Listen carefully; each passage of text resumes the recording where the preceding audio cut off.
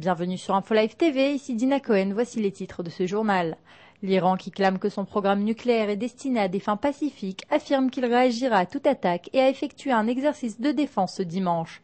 La télévision d'État a publié des images d'ambulances se précipitant sur les lieux d'une simulation d'attaque où des personnes au visage ensanglanté gisaient sur le sol. Des responsables ont également réaffirmé que l'Iran était prêt à fermer le détroit d'Ormuz, un passage maritime sur les eaux du Golfe par lequel transite l'essentiel de la flotte pétrolière. Le commandant de la marine iranienne, l'amiral Habibullah Sayari, affirme que les forces étrangères dans la région étaient particulièrement surveillées et que l'Iran ne permettrait à aucun navire étranger d'entrer dans ses eaux. Nous sommes en mesure de fermer le détroit d'Ormuz, a-t-il déclaré à l'agence de presse IRNA. Selon la radio nationale, les forces marines iraniennes effectueront en décembre des exercices militaires maritimes. Selon un document officiel dont Haaretz fait état, Israël devrait se préparer à attaquer l'Iran pour l'empêcher d'accéder à l'arme nucléaire. D'autre part, Jérusalem devrait également arriver à un accord avec la Syrie, comprenant un retrait du Golan.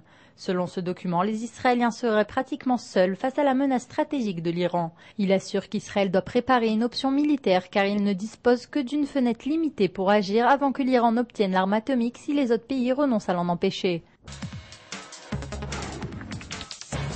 Le chef du bureau politique du mouvement du Hamas, Khaled Mashal, dénonce les publicités publiées par l'autorité palestinienne dans les journaux israéliens. En effet, ces publicités appellent le public israélien à soutenir la proposition de paix de la Ligue arabe qui demande le retrait israélien des territoires de 1967 en échange d'une paix totale avec le monde arabe.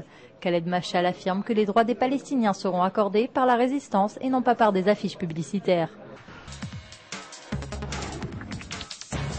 Lors d'une visite dans la base militaire de Tel HaShomer, le chef d'état-major israélien Gabi Ashkenazi s'est exprimé sur la maison de Hebron dont la haute cour de justice a ordonné l'évacuation de ses habitants israéliens. Selon lui, il est d'une importance capitale de respecter la loi. Il a ajouté que la plupart des habitants de Judée-Samarie sont des personnes de qualité. La loi doit être respectée et c'est ce qui sera finalement fait, a-t-il déclaré. Cependant, les habitants juifs de cet immeuble réaffirment leur opposition à toute évacuation. Le ministre israélien des Finances Roni Bar-On a modifié son plan de sauvetage de l'économie israélienne afin d'inclure un seuil de sécurité pour les retraités. Ce plan devrait protéger uniquement les personnes âgées de 60 ans et plus et ne sera pas rétroactif. Il sera impossible de restituer les pertes de 2008 compte tenu de l'importance de ces sommes d'argent, affirme une source au Trésor. En attendant, la Histadrout menace d'une grève générale si des mesures complémentaires pour garantir les fonds de retraite ne sont pas adoptées immédiatement. C'est la fin de ce journal. Merci de l'avoir suivi sur InfoLive TV, la première télévision israélienne qui diffuse en 4 langues depuis Jérusalem.